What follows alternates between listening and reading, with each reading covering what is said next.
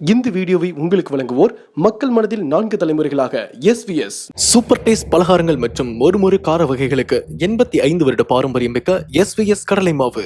வணக்கம். இன்பத் தமிழ் மொழி எமது அப்படிம்பாரு பாரதாசன். இந்த இன்பத் தமிழ் மொழியை ரசிக்கவோ சுவைக்கவோ நமக்கு முதல்ல ஒரு நாலேஜ் வேணுங்க. நான் சமீப காலமாக சில ப்ரொஃபஷனல் கல்லூரிகளுக்கு போயிட்டு வர்றேன். கொஞ்சம் வருத்தமாக கூட எனக்கு இருக்குது. என்ன காரணம் தெரியுங்களா? ஒரு அபூர்வமான நகைச்சுவையை நான் சொல்கிறேன். மாணவர்கள்ட்ட போய் சேரலை, சிரிக்க மாட்டேங்கிறாங்க. எனக்கு சொல்ல தெரிலன்னு நான் சொல்ல வரலைங்க. அவர்களுக்கு அதை வாங்குகின்ற அளவுக்கு தமிழ் அறிவு இல்லைங்கிற கவலை எனக்கு இருக்குது. ஒரு அபூர்வமான கவிதையை சொல்கிறேன்.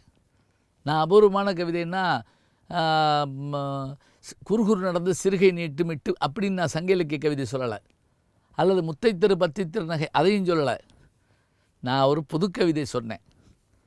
அதாவது இந்த புதுக்கவிதையை சொல்கிற போது அதில் இருக்கக்கூடிய அழகை ரசிக்கக்கூடிய ஒரு வாய்ப்பு அங்கே இருக்க யாருக்கும் இல்லை. ஒரு முத்தத்தை பெற முடியாதவனால் ஒரு யுத்தத்தையே வரவழைக்க முடிந்தது அப்படின்னு மேத்தா எழுதுகிறார். இந்த கவிதையை சொல்லி முடிச்சோடனே கம்முன்னு உட்காந்துருக்காங்க. அப்புறம் நான் சொன்னேன், இது ராவணன் சீதையிடமிருந்து அந்த முத்தத்தை பெற முடியவில்லை, அதனால் யுத்தத்தை வரவழைத்தான். சொல்லிவிட்டு இன்னொன்று சொன்னேன், அப்பாவுக்கு 60 மனைவி, ஒரு சந்தேகமும் இல்லை. மகனுக்கு ஒரு மனைவி, 60,000 சந்தேகங்கள். கபிலன் எழுதின கவிதை இது. ஆழ்தோட்ட பூபதி எழுதினார் இல்லையா, உன் சமையலறையில் நான் உப்பாக சர்க்கரையா. இது ரசிக்க தெரியல. இதில் பாருங்கள், தசரதன் பேரும் கிடையாது, ராமன் பேரும் கிடையாது. 60,000 மனைவி தசரதனுக்கு, ஒரு மனைவி ராமனுக்கு. 60,000 மனைவி, ஒரு சந்தேகம் இல்லை. ஒரு மனைவி, 60,000 சந்தேகங்கள். இந்த வார்த்தை விளையாட்டை ரசிக்கத்தக்க முறையில் யாரும் இல்லை. சரி, நம்ம என்ன தான் கல்வி படிக்கிறோம்? நம்ம சம்பாதிப்பதற்காக மட்டும் படிச்சிட்டோம்னா அதில் என்ன இப்போ பயன்பாடு? ரொம்ப கவலையாக இருக்குது. மருதப்பர் ஒரு முறை இதில் களத்து மேட்டில் உட்காந்துருக்கார். ஒரு புலவர் வந்து கூப்பிட்றார். என்ன வேணும் அப்படிங்கிறார். எனக்கு திருமணம் பண்ணி வைக்க ஆள் இல்லை, பணமும் இல்லை, உங்களை பார்க்க வந்தேன். அப்படியா? சரி, அறுவடை நேரம், அடுத்த மாதம் வாங்க, 100 பொற்காசுகள் தருகிறேன். போயிட்டார் புலவர்.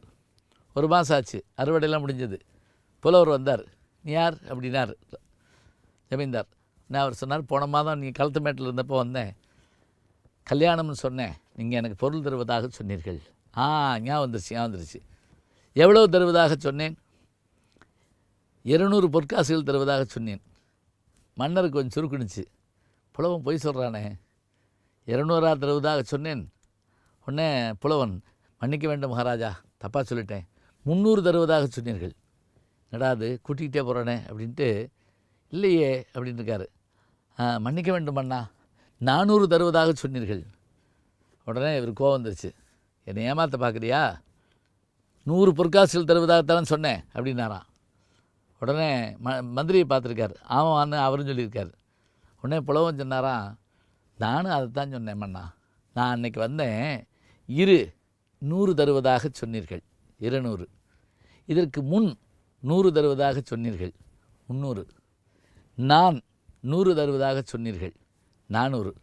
நீங்கள் சொன்னது 100 தான். நான் சொல் விளையாட்டில் இப்படி விளையாண்டு காமிச்சேன். மன்னர் மகிழ்ந்து போய் 500 பொற்காசுகளை கொடுத்தாராம். பார்த்தீங்களா? நெல் போட்டால் நெல் விளையுங்கிறது நீங்கள் கேள்விப்பட்டிருக்கீங்க. சொல்லு போட்டால் சொல்லு விளையுமா? விளைஞ்சி காட்டுதுன்னா அது இவரை வச்சு தான் நம்ம சொல்லணும். அப்போ நல்ல சொற்கள் மூலமாக அபூர்வமான செல்வத்தை நம்ம உருவாக்க முடியும். கலைமகள் மூலம் வருகிற திருமகளுக்கு மரியாதை அதிகம். நல்ல தமிழை படிச்சுக்கங்க. அழகான விஷயத்தை, நல்ல கவிதைகளை, நல்ல நகைச்சுவையை ரசிக்க பாருங்கள். வாழ்க்கை என்பது வெறும் வாட்ஸ்அப்லேயோ ட்விட்டர்லேயோ ஃபேஸ்புக்லேயோ இல்லை, அதனுடைய நுண்மையில் தான் நம்முடைய உண்மை இருக்கிறது. தமிழ் இன்பத்தை நுகருங்கள்.